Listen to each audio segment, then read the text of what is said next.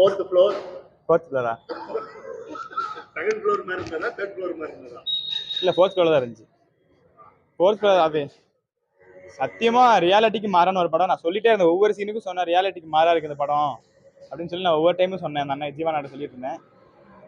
படத்தை உட்காந்து பார்க்க முடியல, எல்லாத்துக்கும் அந்த சீட்டு வேற உட்காந்து. Hi bro. Fourth floor first ஃப்ளோரா, செகண்ட் ஃப்ளோரா, தேர்ட் ஃப்ளோரா? தரமட்டம் பிளாமிஸ்ட்டு வச்சு வெடிச்சிடலாம். அந்த அந்த மாதிரி தான் தரமட்டமாக இருந்தது.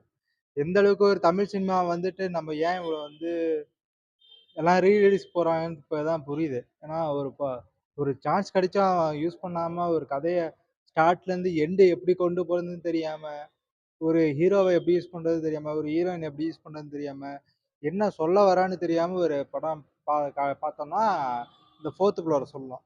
ஃப்ளோர் எப்படி இருக்கு? Ground Flora, third Flora? இல்லை, அண்டர் கிரவுண்டில் எடுத்த மாதிரி தான் இந்த படம். பார்க்குறப்போ வந்து நம்ம ஒரு பேய் படம்னு நினச்சி தான் உள்ளே போனோம். கொஞ்ச நேரம் நல்லா இருக்கும். ஆரி இது இந்த படமாவது கொஞ்ச நேரம் பார்க்குற மாதிரி இருக்குமான்னு நினச்சிட்டு தான் உள்ளே போனோம்.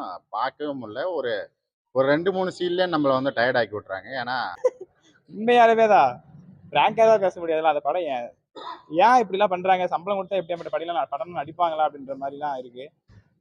ஒரு ஷார்ட் ஃபிலிமே எடுத்து வச்சிருக்காங்க. கதை நல்லா தான் கதை எடுத்திருக்காங்க. ஆனால் அது ரியாலிட்டியை வந்து அதை சிங்க் பண்ணுற மாதிரி எடுத்துகிட்டு போயிருக்கலாம். நல்ல லொக்கேஷன் தான், நல்ல கேமரா, நல்லா எடிட்டிங் பண்ணியிருக்காங்க, நல்ல மியூசிக்காக நல்லா பண்ணியிருக்காங்க, குவாலிட்டி அவ்வளோ குவாலிட்டியாக பண்ணியிருக்காங்க, ஆக்டிங் எல்லாத்துக்குமே சூப்பராக இருந்துச்சு. ஆனால் ஸ்டோரி ஏன் இவ்வளோ மொக்கையாக கொண்டு வந்தாங்க அப்படின்னு சொல்லி தெரியல. நாம் ஏன்டா இந்த படத்துக்கு வந்து உட்காந்தோம் நான் மாதிரி ஆகிப்போச்சு. பக்கத்தில் இருக்கிறவங்கலாம் திணற ஆரம்பிச்சிட்டோம். என்னென்ன படம் இது, அன்ரியாலிட்டியாக இருக்குது, எதுவுமே என்னன்னு நமக்கு நம்மளால் கனெக்ட் பண்ண முடியல அப்படின்னு சொன்ன மாதிரி சொன்னேன். எனக்கு அதே ஃபீல் தான் இருந்துகிட்டே இருந்துச்சு. பக்கத்தில் ஒருத்தனை பார்த்து அவன் வந்து அந்த தளபதி லியோவில் பார்ப்பார்ல அந்த மாதிரின்னு பார்த்தா. அதனால ஓவராலாக படம் வந்து பார்க்க முடியல. அவர் பேர் ஆரி தானே? அவர் பேர் ஆரியா சூர்யா. அவர் கம்மனை அந்த ஷோ ஒன்று பண்ணிட்டு இருந்தார். கம்மன் அங்கேயே பண்ணிட்டு இருந்திருக்கலாம் வந்து. விஜய் டிவியில் அந்த ஷோ வந்து தமிழா ஏதோ ஒரு ஷோ பண்ணிட்டு இருந்தாரு. அந்த ஷோ மாதிரி அதை கம்மன் பண்ணிட்டு இருந்திருக்கலாம்.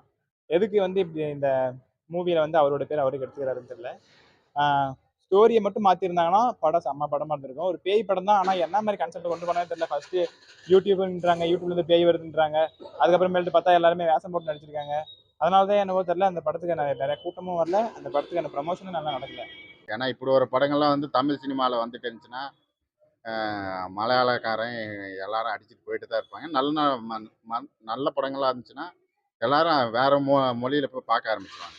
நம்ம தமிழ் சினிமாவை பார்க்க மாட்டாங்க. ஏன்னா நம்ம தமிழ் சினிமாவில் இப்போ இருக்கிற சுச்சுவேஷனில் எல்லாம் குப்பை படங்களாக இறக்கி விட்டிங்கன்னா இந்த வருஷமும் குப்பை படங்களாக போயிடும். அதனால் இதெல்லாம் தவிர்த்துட்டு ரீரிலீஸ்லாம் தவிர்த்துட்டு ஒரு நல்ல படங்களாக எடுங்க. அதான் இப்போ தாய்களைன்னு ஒரு நல்ல படம் வந்துச்சு, அதுக்கு ப்ரொமோஷனே இல்லாமல் இப்படி போயிட்டு இருக்குது.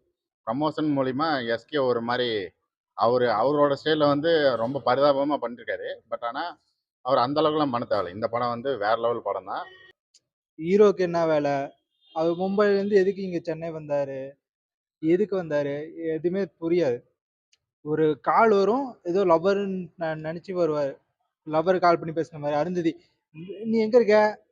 நான் வந்துட்டேன் அப்படிங்கிற மாதிரி தான் நான் அவரும் நம்பி வருவார். அப்புறமேட்டு பார்த்தா அந்த பொண்ணு மிஸ் ஆகிருக்கும். ஸோ நல்ல கதைகள்லாம் இருக்குது. இன்றைக்கி தாய்கலை படம் பார்த்தோம், அதெல்லாம் நல்ல படம் தான். அந்த மாதிரி கதையெல்லாம் கொஞ்சம் ப்ரமோட் பண்ணுங்கள். நல்ல படத்துக்கு பார்த்து நல்லா முக்கியத்துவம், காசு இருக்குன்னு சொல்லிட்டு தண்டத்துக்கு எடுக்காம நல்ல படமாக எடுங்க.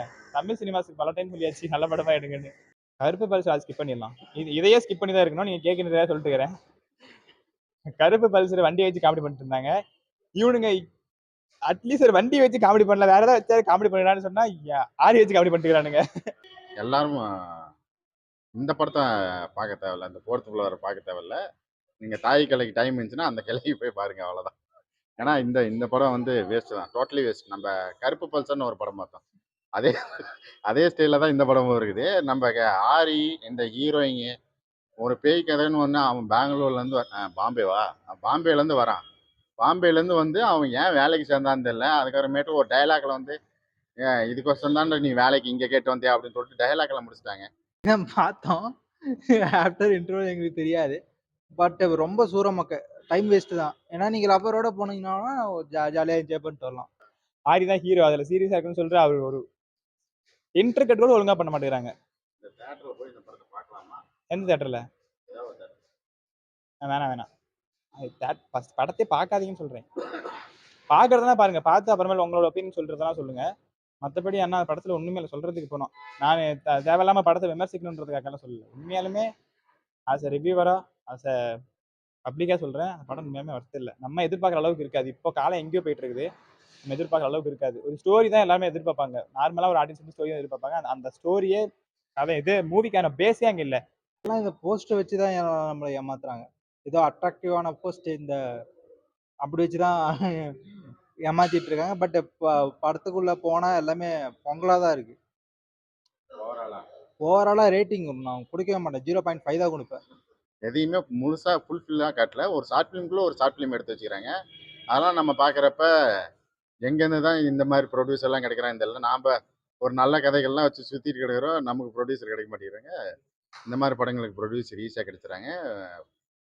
எனக்கு தெரிஞ்சு பெரிய ஆக்டரை வந்து நாம் அப்ரோச் பண்ணி அந்த மாதிரி தான் சொல்லி ஆகணும் போல.